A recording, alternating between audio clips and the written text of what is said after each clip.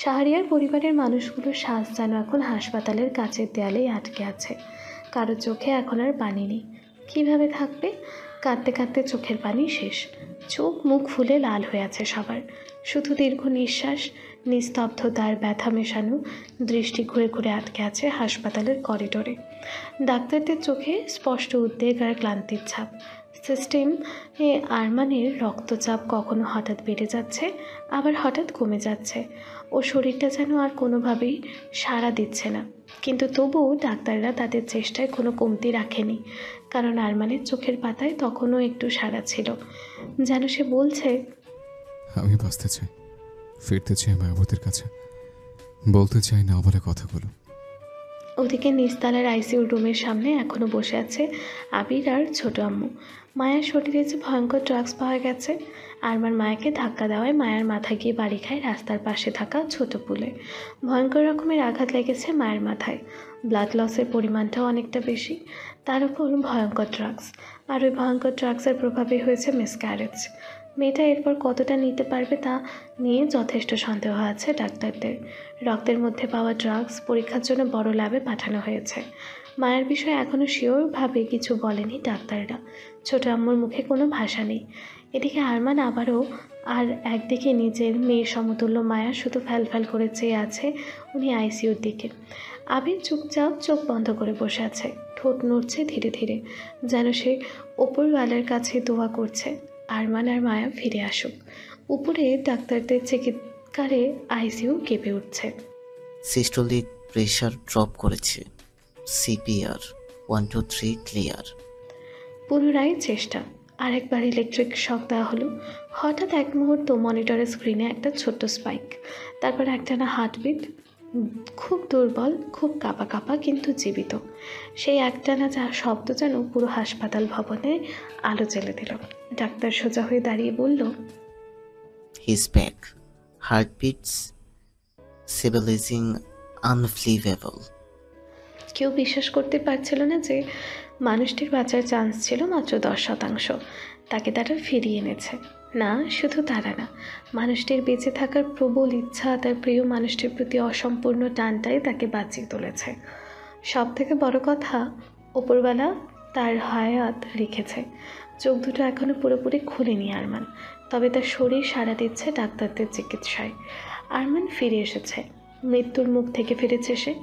মায়ার স্পর্শহীন ভালোবাসার ডাকে সাড়া দিয়ে, যার ভালোবাসা ছিল না কথায় বলা, কিন্তু প্রতিটি নিঃশ্বাসে লেখা। এখন অপেক্ষা শুধু চোখ মেলে তাকানো, আর সেই কথাগুলো যা বলা হয়নি এখনও। আর ঠিক তখনই নিচের তলার আইসিইউ থেকেও খবর আসে মায়া এখন স্থিতিশীল, অবচেতন হলেও বিপদমুক্ত। কিন্তু কিছু একটা নিয়ে ভীষণ চিন্তিত ডাক্তাররা। মায়ার জ্ঞান ফিরলে সব কিছু জানাতে পারবে। আবির ছোট আম্মুর দিকে তাকালো, মুখে কোনো কথা নেই, শুধু মনে মনে ভাবলো, এরা দুজন একে অপরের জন্যই বেঁচে আছে। পরদিন ভোরবেলা এখনও আইসিইউতেই আছে আরমান। পরনে হাসপাতালের পোশাক, একটা পায়ে এবং হাতে প্লাস্টার করা, মুখে অক্সিজেন মাস্ক, শরীরের অনেক জায়গায় ব্যান্ডেজ। ধীরে ধীরে চোখের পাতা কিছুটা কেঁপে উঠল ওর, হাতের আঙুলগুলো নড়ে উঠল। জ্ঞান ফিরেছে আরমানের, কিন্তু এই রুমে এখন কেউ নেই। আরমানের পরিবারের সবাই এখন একটু পাশের একটা ফাঁকা কেবিনে রেস্ট নিচ্ছে। ওরা আরমানকে দেখছে দূর থেকে। ডক্টর জানিয়েছে আরমানের জ্ঞান ফিরলে আবারও একবার চেক আপ করে নর্মাল কেবিনে শিফট করা হবে। হঠাৎই আরমান চোখ খুলল, যেন খুব গুরুত্বপূর্ণ কিছু মনে পড়েছে। মায়া ওর মায়াবতী ঠিক আছে তো? জ্ঞান ফেরার সাথে সাথেই প্রথমে এটাই ওর মনে প্রশ্ন জাগলো। চেষ্টা করলো হাত পা নাড়ানোর, কিন্তু পারল না। নিজের শরীরটাকে নিজের কাছে ভীষণ ভারী লাগছে ওর। চারিদিকে চোখ ঘুরিয়ে ঘুরিয়ে তাকালো, বুঝলো ও এখন হাসপাতালে। এরপর হঠাৎই ভালো হাতটা দিয়ে অক্সিজেন মাস্ক খুলে ফেললো, ধরফর করে উঠে বসলো বেডের ওপর। আর সাথে সাথেই ব্যথায় চোখ মুখ কুঁচকে ফেললো। শ্বাস নিচ্ছে বড় বড় করে, পুরো শরীর মনে হচ্ছে ব্যথায় ভেঙে যাচ্ছে। কিন্তু না, ওর এইভাবে বসে থাকলে হবে না, খোঁজ নিতে হবে মায়াবতীর। মায়া কি ঠিক আছে? আরমানের একটা হাত ভেঙে গেছে আর একটা হাতে সামান্য কাটা ছেঁড়ার জন্য ব্যান্ডেজ করা। সেই ভালো হাতটাতেই লাগানো ছিল স্যালাইনের ক্যানোলা। ওই হাতটা তুলে নিয়ে গেল প্লাস্টার করা হাতটার কাছে। এক টানে স্যালাইনের পাইপ টেনে ছিঁড়ে ফেললো। সাথে সাথে টপ টপ করে রক্ত পড়তে শুরু করলো, কিন্তু ওর সেই দিকে কোনো ধ্যান নেই। তখনও শ্বাস নিচ্ছে বড় বড় করে। এরপর তাড়াহুড়ো করে নামতে চাইলো বেড থেকে। একটা পা প্লাস্টার করা, পড়ে যেতে নিল, কিন্তু বেড ধরে নিজেকে সামলে নিল। মেঝেতে পা রাখতেই পুরো শরীর দিয়ে একটা ব্যথার চেরা স্রোত বেয়ে গেল যেন। মাথা ঘুরে উঠল, কিন্তু না, তবু থামলো নাও। ভাঙা পা নিয়ে ঘোরাতে ঘোরাতে বেরিয়ে এলো আইসিইউ থেকে। দেয়াল ধরে দাঁড়িয়ে গেল। ভীষণ কষ্ট হচ্ছে, হাঁপাচ্ছে, তবু থেমে থাকলে চলবে না। টলমলে পায়ে মাতালের মতো এগিয়ে গেল। তখনই ছুটে এলো দুজন তরুণ নার্স। আরমানকে ধরতে চাইল। কি স্যার, আপনি এভাবে উঠে এসেছেন কেন? আপনার শরীরের অবস্থা ভালো না। আরমান ওদেরকে থামিয়ে দিয়ে রাগে চোখে তাকালো। দেয়াল ধরে দাঁড়িয়ে হাঁপাতে হাঁপাতে প্রশ্ন করলো, মায়া, মায়া কোথায়? প্লিজ স্যার, আপনার অবস্থা ভালো নয়। এভাবে থাকলে আরও ক্ষতি হবে আপনার। একটি ছেলে এগিয়ে গেল আরমানকে ধরার জন্য। আরমান তাকে ধাক্কা দিয়ে সরিয়ে ভয়ঙ্কর গলায় হুঙ্কার ছাড়ল, আমি প্রশ্ন করেছি মায়া কোথায়? আমার সাথে তাকুনিষ্ঠ হসপিটাল নিয়ে আসা হয়েছে। কোথায় আমার স্ত্রী? এই অবস্থাতেও আরমানের গম্ভীর গলায় বলা কথাগুলো যেন ভিতর কাঁপিয়ে দিল দুই তরুণের। আরমানের চোখ লাল হয়ে আছে, কেমন যেন ভয়ঙ্কর লাগছে ওকে। ওখানে থাকা একজন নার্স ভীতু গলায় বলল, নিচের তলায় আছেন উনি, জেনারেল কেবিনে দেওয়া হয়েছে ওনাকে। আরমানের ওখানে দাঁড়ানোর প্রয়োজন মনে করলো না। আবারও টলমলো পায়ে এগিয়ে গেল। সামনেই ওর চোখ পড়ল সিঁড়ি। ভাঙা পা নিয়ে সেই সিঁড়ি দিয়ে নামার চেষ্টা করলো, কিন্তু দুর্ভাগ্যবশত এই সিঁড়ি নিয়ে সামলাতে পারলো না নিজেকে। মুখ থুবড়ে পড়ে গেল সিঁড়িতেই, আর তারপর গড়াতে গড়াতে একেবারে নিচের তলায় গিয়ে পড়ল। পিছনে সেই নার্স দুটো ছুটে আসছে। ওরা তাড়াতাড়ি এসেও কিছু করতে পারলো না। এর মধ্যে চাও হওয়ার হয়ে গেছে। আরমান এত কিছুর পরেও উঠে বসার চেষ্টা করছে। নার্স দুটো ছুটে এসে আরমানকে ধরে উঠিয়ে বসালো। আরমানের অবস্থা দেখে ঘাবড়ে গেল দুজন। আঘাত পাওয়া শরীরে আবারও আঘাত লেগেছে। কপালের কাছটা কেটে গেছে। ব্যান্ডেজ করা জায়গাগুলো থেকে আবারও তাজা রক্ত বেরিয়ে এলো। কপালে কেটে যাওয়া জায়গাটা থেকে রক্ত গড়িয়ে পড়ছে ঠিক চোখের কাছে। এত কিছুর পরেও আরমানের কোনো ভাবান্তর নেই। ও আবারও উঠে দাঁড়ানোর চেষ্টা করছে, তাই নার্স দুটো ওকে উঠে দাঁড়াতে সাহায্য করলো। এরপর আরমান উঠে দাঁড়িয়ে আবারও কোনো রকমে দেয়াল ধরে ধরে টলমলো পায়ে প্লাস্টার করা পাটা টেনে টেনে এগিয়ে যেতে শুরু করলো। পাগলের মতো একের পর এক কেবিনের দরজা ধাক্কা দিয়ে খুলতে শুরু করলো। আপ্রাণ চেষ্টা মায়াবতীকে খুঁজে বের করার। মুখে বিড়বিড় করছে, মায়া কোথায়? আমার মায়াবতী, আমার মায়াবতী ঠিক আছে তো? পেছন থেকে আরমানের বাবা, চাচা, মা সবাই ছুটে আসছে। আরমানকে থামতে বলছে, কিন্তু কারো কোনো কথা আরমানের কানে ঢুকছে না। দূর থেকে আবির এই দৃশ্য দেখে চমকে উঠল। ছুটে এসে আরমানকে জড়িয়ে ধরল। আরমান থেমে গেল। আহত লাল চোখে তাকালো আবিরের দিকে। গলা থেকে বেরিয়ে এলো মাত্র দুটো বাক্য, আমার মায়াবতী কোথায় আবির? ও ঠিক আছে? আবিরের চোখ ছলছল করছে। ছুটে এসেছে আরমানের পরিবারের সবাই। আরমানের মাও ছেলের এমন অবস্থা দেখে কান্নায় ভেঙে পড়ল। আরমান শুধু একবার অনুভূতি শূন্য দৃষ্টিতে তাকালো নিজের মায়ের দিকে। সাবিনা বেগম কাঁদতে কাঁদতে বলল, কেন এমন পাগলামি করছিস বাবা? মায়া ঠিক আছে, তুই একটু শান্ত হ। হঠাৎই মিসেস মুনজিলা বেগমের বলা কথাটা সবার কানে ঝংকার তুলল যেন। একটা চরিত্রহীন মেয়ে জেনেও এত পাগলামি সাজে না। আরমান রক্ত লাল চোখে তাকালো ওনার দিকে। মুনজিলা বেগম আরমানকে এভাবে তাকাতে দেখে মুখ বেঁকিয়ে বলল, এভাবে তাকানোর কি আছে? কার না কার বাচ্চা এতদিন পেটে নিয়ে ঘুরেছিল তার ঠিক নেই। ওই সব মেয়েকে তো চরিত্রহীনই বলে। এরপর উনি আবিরের দিকে তাকিয়ে বলল, কি ভেবেছিল কেউ জানতে পারবে না? সত্যি কথা কোনো দিন চাপা থাকে না। আমি ঠিকই শুনেছি ডাক্তারের কথাগুলো। এতদিন কার না কার বাচ্চা পেটে নিয়ে ঘুরেছিল, কিন্তু এখন সেই বাচ্চা নাকি আবার নষ্টও হয়ে গেছে। এই ধরনের পাপ কাজ করলে চরিত্রহীন মেয়েদের সাথে এমনই হয়। আচ্ছা, তুমি এই কথা সবার থেকে লুকাতে চেয়েছিলে কেন? ওই চরিত্রহীন মায়া তো খুব আবির ভাইয়া করতো, তার সাথে আবার রাত কাটিয়ে পেট বাদ। যেই নোংরা কথাটা উনি বলতে চাচ্ছিলেন সেটা শেষ করতে পারলেন না উনি। কথাটা শেষ করার আগেই আরমান নিজেকে আবিরের থেকে ছাড়িয়ে দেয়ালের সাথে গলা চেপে ধরলেন মুনজিলা বেগমের। চোখ দিয়ে যেন আগুন ঝরছে। বাকি সবাইও ভীষণ অবাক হয়েছে মঞ্জিলা বেগমের বলা কথাগুলো শুনে। সবার চোখে মুখে বিস্ময়ের ছাপ। আরমান হুঙ্কার দিয়ে বলে উঠল, আমার মায়াবতীর নামে আরো একটা বাজে কথা বললে আপনার জীব আমি টেনে ছেড়ে ফেলবো।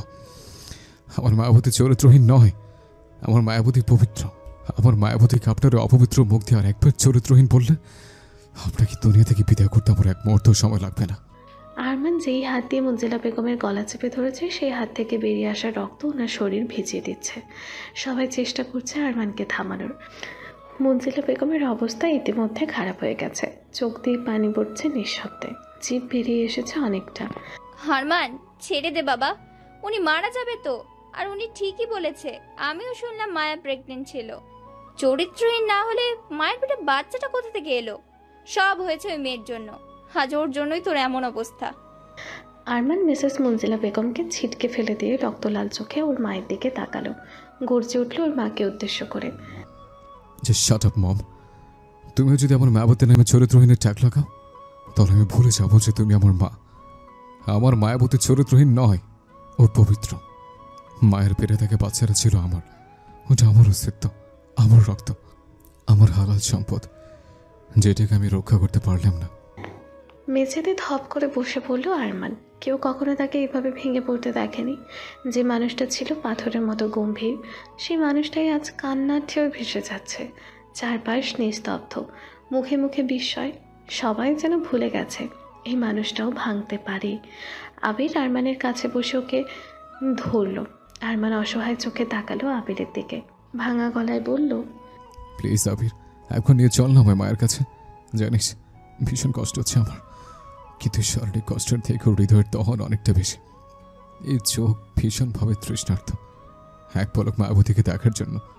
এই হৃদয় ভীষণভাবে ব্যাকুল মায়াবতীর স্পর্শ পাওয়ার জন্য। আমি আর পারছি না, বিশ্বাস কর, ভীষণ কষ্ট হচ্ছে আমার। আর আমার অস্তিত্বটাও কি সত্যি বিলীন হয়ে গিয়েছে?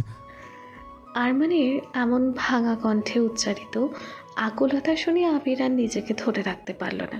চোখ বেয়ে নেমে এলো নিঃশব্দ অশ্রু। ধীরে ধীরে উঠে দাঁড় করালো আরমানকে। পাশে থাকা একটা চেয়ারে বসলো ওকে। মায়া এখন ঠিক আছে আরমান, তোকে নিয়ে যাব আমি ওর কাছে। কিন্তু তুই একবার নিজের দিকে তাকিয়ে দেখ, তোকে যদি মায়া এইভাবে দেখে তাহলে ও আরও কষ্ট পাবে। তুই কি চাস মায়া আরও বেশি কষ্ট পাক? আরমান বাচ্চাদের মতো দুই দিকে মাথা নাড়ালো।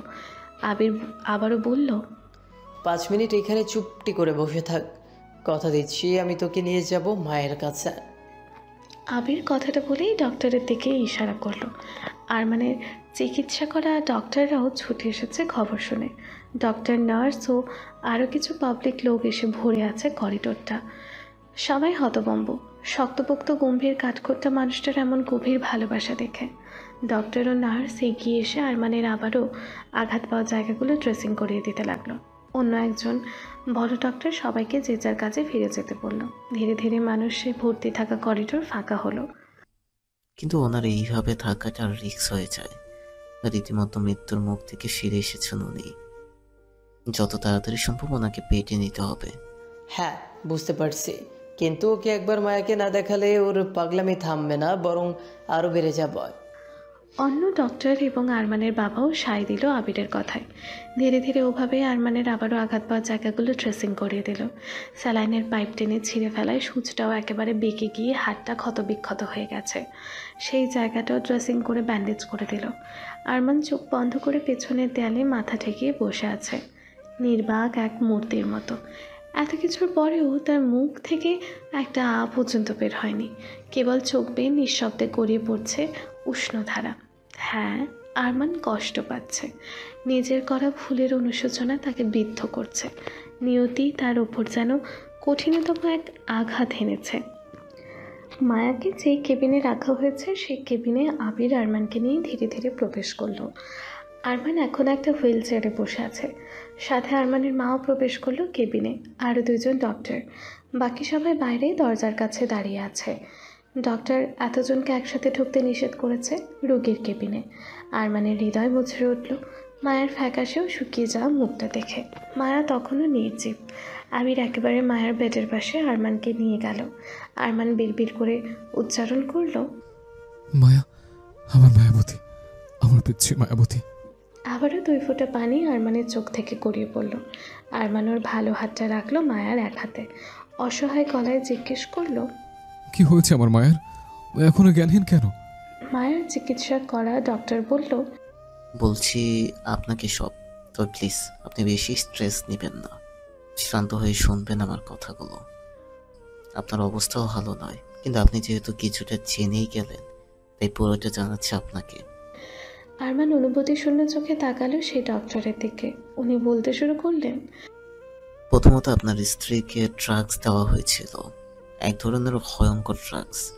সাধারণত এই ড্রাগস আমাদের দেশে পাওয়া যায় না, আর এই ড্রাগসের ফলে আপনার স্ত্রীর মিসক্যারেজ হয়েছে অ্যাক্সিডেন্টের অনেক আগে। সম্ভবত 3 সপ্তাহ হবে গর্ভ ধারণ করেছিলেন উনি।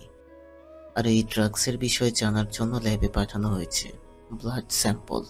রিপোর্ট আসলেই বলতে পারবো এই ড্রাগস কেন দেওয়া হয়েছিল ওনাকে। আর অ্যাক্সিডেন্টে ওনার ব্রেনের হিপ্লো ক্যাম্পাস অঞ্চলটি সম্পূর্ণভাবে ড্যামেজড। এই অংশটা মানুষের মেমোরি, রেজিস্ট্রেশন, স্টোরেজ ও রিকলের মূল কেন্দ্র। পারলে ক্যামেলিয়া ডিসুজার সাথে যোগাযোগ করুন, টপ নিউরোসার্জনদের মধ্যে উনি একজন। আরমান অবাক গলায় জিজ্ঞেস করলো, কি বলতে চাইছেন ডক্টর? স্পষ্ট করে বলুন। স্পষ্ট করে এখন বলা সম্ভব হচ্ছে না, ওনার জ্ঞান ফিরলেই বুঝতে পারবেন কেন বলছি কথাগুলো। আর প্লিজ এখানে বেশিক্ষণ থাকবেন না, এতে ওনারও ক্ষতি হবে আর আপনারও। কথাগুলো বলেই ডক্টর দুজন বেরিয়ে গেলেন। আরমান আবিরের দিকে তাকিয়ে অসহায় গলায় জিজ্ঞেস করলো, আবির, কি বলে ডক্টর?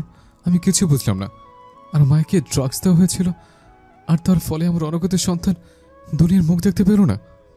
কথাটা বলেই চোখ বন্ধ করে নিল আরমান। এরপর যখন চোখ খুলল তখন ওর চোখে যেন আগুন জ্বলছে। আরমানের বলা কথাগুলো যে কারো হৃদয়ে কম্পন সৃষ্টি করবে।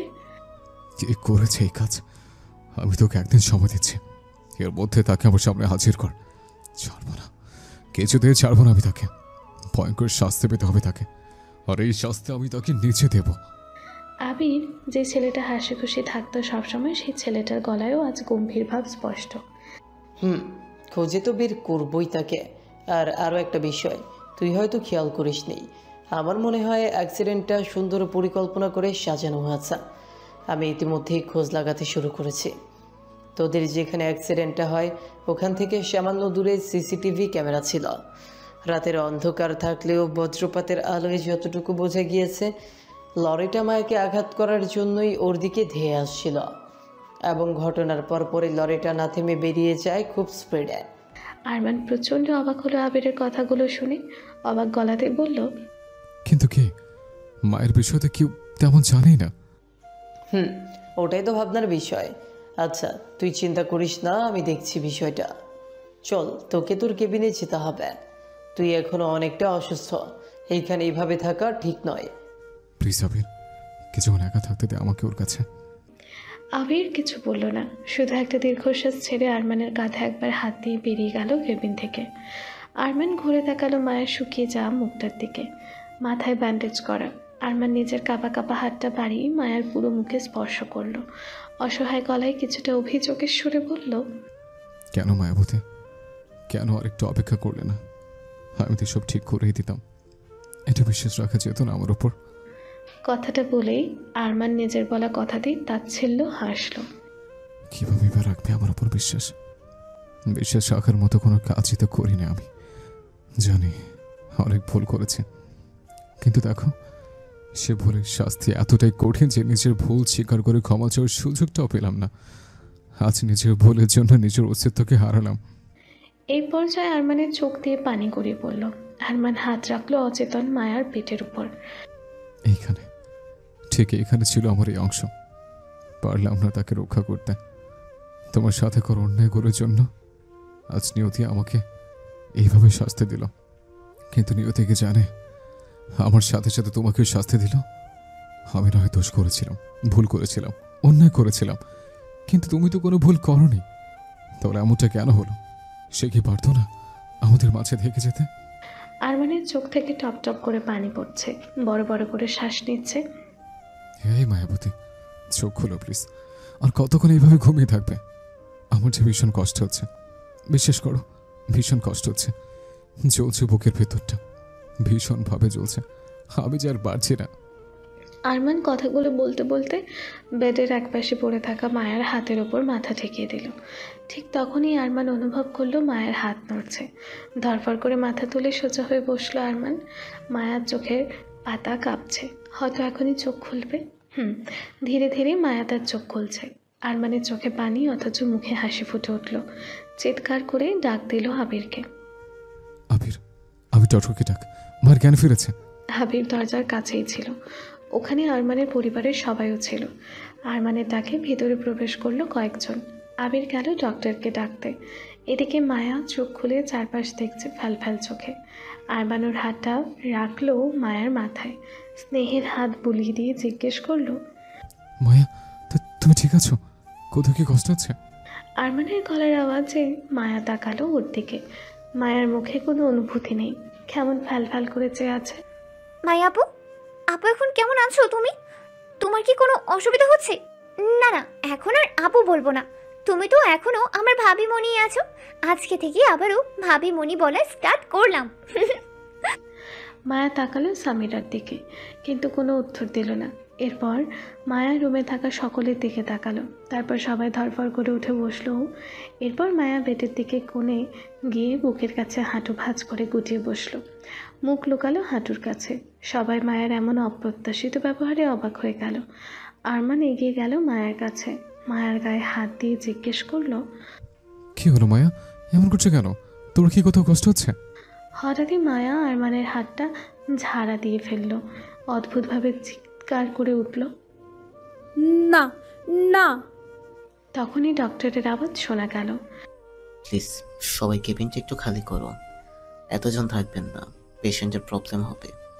ডক্টরের কথায় ধীরে ধীরে সবাই রুম থেকে বেরিয়ে গেল। শুধু রয়ে গেল আরমান, আবির, সাবিনা বেগম আর আঞ্জুমা বেগম এবং ডক্টর। বাকি সবাই দরজার বাইরে দাঁড়িয়ে কেবিনের দিকেই তাকিয়ে আছে। এদিকে আরমান অবাক হয়ে তাকিয়ে আছে মায়ের দিকে। মায়া কেমন যেন অস্বাভাবিক আচরণ করছে, মায়ের মুখে অতিরিক্ত ভয়ের ছাপ। আমরা যেটার আশঙ্কা করেছিলাম সেটাই হয়েছে। She has lost her memories. আর এটাই স্বাভাবিক। আগেই বললাম, ওনার ব্রেনের হিপনো ক্যাম্পাস অঞ্চলটি ক্ষতিগ্রস্ত হয়েছে আঘাত লাগার কারণে। আর রিপোর্টসও এসে গেছে। বেশ কিছুদিন ধরে ওনাকে ড্রাগস দেওয়া হচ্ছিল, আর ওই ড্রাগসটা ওনাকে দেওয়া হচ্ছিল ওনার স্মৃতি নষ্ট করার জন্যই। অ্যাক্সিডেন্টে আঘাত না লাগলেও কিছুদিন পর উনি এমনিতেই ওনার স্মৃতি হারিয়ে ফেলতেন। এই কারণে এই ড্রাগস দেওয়া। অ্যাক্সিডেন্টে লাগা আঘাত আর এই ড্রাগস দুটোই খুব ভালোভাবে ওনার ব্রেনে ইফেক্ট করেছে, আর যার ফলে উনি মানসিক ভারসাম্য হারিয়ে ফেলেছেন।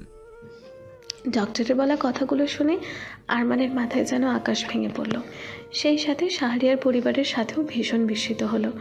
আরমান অবাক হয়ে তাকিয়ে আছে বেডের এক কোণে, দুই হাঁটু বুকের কাছে জড়ো করে তাদের মুখ লুকিয়ে বসে থাকা মায়ার দিকে। ওর মায়াবতী ওকে ভুলে গেছে ওদের বিয়ে, ওদের সম্পর্ক, ওকে গভীরভাবে ভালোবাসা, সব ভুলে গেছে। আর সবচেয়ে কঠিন সত্য, ওর মায়াবতী ওকে দেখে ভয়ও পাচ্ছে। আর এই কঠিন সত্যতা নিতে পারল না আরমানের হৃদয়। সমস্ত শরীর হঠাৎ করে নিস্তেজ হয়ে এলো। মনে হলো সমস্ত পৃথিবীটা যেন তার বুকের ওপর চেপে বসেছে। ধীরে ধীরে জ্ঞান হারালো আরমান।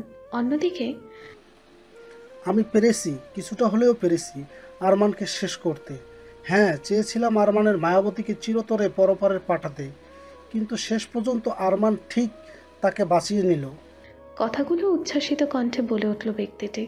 এরপরেই সেই ব্যক্তিটি পাগলের মতো হেসে উঠল, হাসতে হাসতে বলে উঠল, কিন্তু আরমানের বাচ্চা, আরমানের অস্তিত্ব, সেটা তো মিটে গেল। আরমান তার মায়াবতীকে বাঁচাতে পারলেও বাঁচাতে পারল না নিজের অস্তিত্বকে, বাঁচাতে পারল না মায়াবতীর স্মৃতিকে। আরমানের মায়াবতীর স্মৃতি থেকে আরমান ফ্রত। শেষের কথাটা কিছুটা নাটকীয় ভঙ্গিতে বলল, মায়াবতীর মন মস্তিষ্ক থেকে মুছে গেল আরমান। এভাবেই শেষ হতে হবে আরমানকে। এটা তো সবে শুরু, আরও অন্ধকার ঘনিয়ে আসছে আরমানের জীবনে। আমি কিছুতেই আরমানকে সুখী হতে দেব না। একটু একটু করে শেষ করে দেব আরমানকে, ছিনিয়ে নেব আরমানের মায়াবতীকে। মায়াবতীর মাঝে আছে আরমানের প্রাণ ভোমরা, আর সেই প্রাণ ভোমরাকেই শেষ করব আগে। এতে আরমান নিজে শেষ হয়ে যাবে।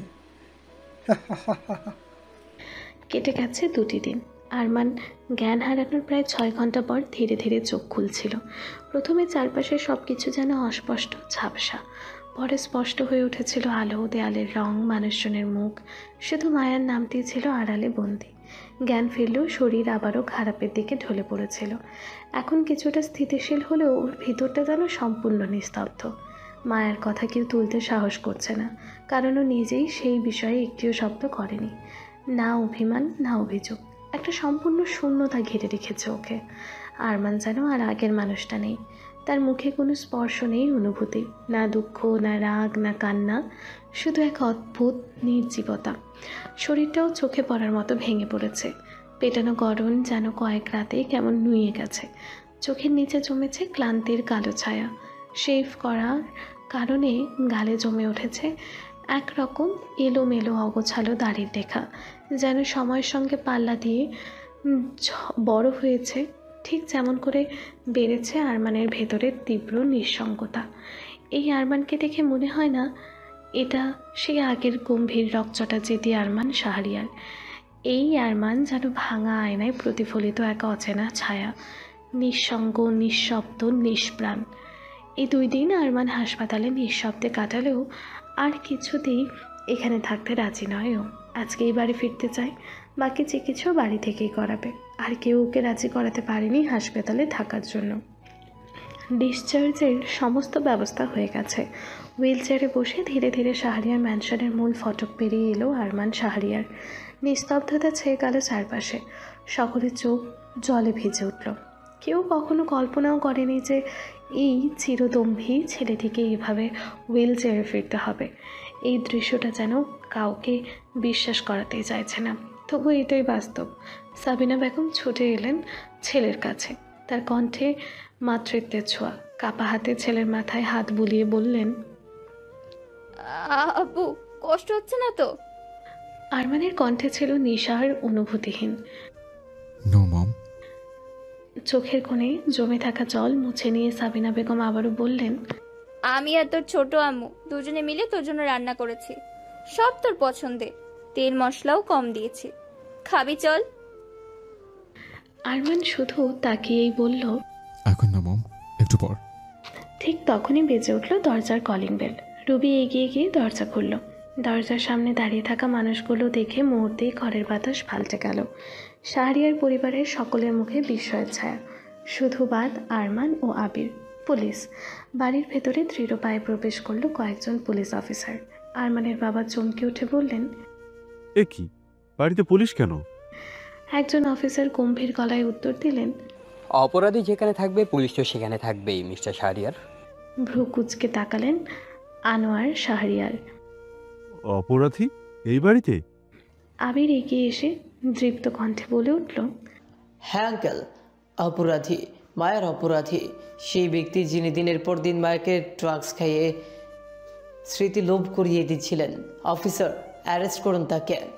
সঙ্গে সঙ্গে আবির একটি নির্দিষ্ট দিকে আঙুল তুলল। সবাই ঘুরে তাকালো সেই দিকে। সোজা গিয়ে থেমে গেল দৃষ্টির রেখা মিসেস মুনজিলা বেগমের ওপর। হ্যাঁ, মায়েশার মা। মুনজিলা বেগম চমকে উঠলেন। মুখ কেমন ফ্যাকাশে হয়ে গেল। হঠাৎ জড়িয়ে পড়া কণ্ঠে বলতে লাগলেন, আমি কিছু করিনি আবির, তুমি মিথ্যে বলছো। আমি ড্রাগস দেইনি মায়াকে, বিশ্বাস করো। চারপাশের মানুষ নির্বাক। কারো ঠোঁট কাঁপছে তো কেউ চোখের পলক বারবার ঝাপটাচ্ছে। বাড়ির সমস্ত সার্ভেন্টগুলো উপস্থিত হয়েছে ড্রয়িং রুমে।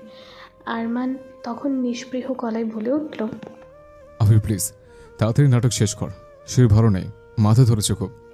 তখনই এক পুলিশ অফিসার এক মহিলা কনস্টেবলকে চোখের ইশারা করলেন। কনস্টেবলটি এগিয়ে গেল। সবাই মনে করলো মিসেস মুনজিলা বেগমকে গ্রেফতার করতে এগোচ্ছে সে, কিন্তু সবাইকে চমকে দিয়ে কনস্টেবলটি তাকে পাশ কাটিয়ে এগিয়ে গেল মিসেস মুনজিলা বেগমের ঠিক পেছনে দাঁড়িয়ে থাকা মিসেস আনজুমা শাহরিয়ারের দিকে। তারপর হ্যান্ডকাফ ওনার সামনে তুলে ধরে ঠান্ডা কণ্ঠে উচ্চারণ করলো, you are under arrest mister Anjum Shahriar. Mister Arman শাহরিয়ারের স্ত্রীকে বেআইনিভাবে ড্রাগস দেওয়ার অপরাধে আপনাকে গ্রেফতার করা হচ্ছে। এক মুহূর্তের নিস্তব্ধতা যেন সময়কে থমকে দিল। মাটির সঙ্গে গড়িয়ে পড়ল পারিবারিক বিশ্বাসের ভরসা। সকলেই স্তম্ভিত চোখে তাকিয়ে রইল আঞ্জুমা বেগমের দিকে। কেউ কিছুই বুঝে উঠতে পারছে না। হ্যাঁ, ঠিক তখনই সবাইকে আশ্চর্যের শেষ সীমানায় পৌঁছে দিয়ে আঞ্জুমা বেগম চুপচাপ মাথা নিচু করে 2 হাত মুঠো করে বাড়িয়ে দিলেন কনস্টেবলের দিকে। কোনো কথার প্রয়োজন ছিল না আর। তার সেই নীরব সমর্পণই যেন স্বীকার করে নিল অপরাধ, প্রতারণা এবং এক চিরস্থায়ী বিশ্বাসঘাতকতা।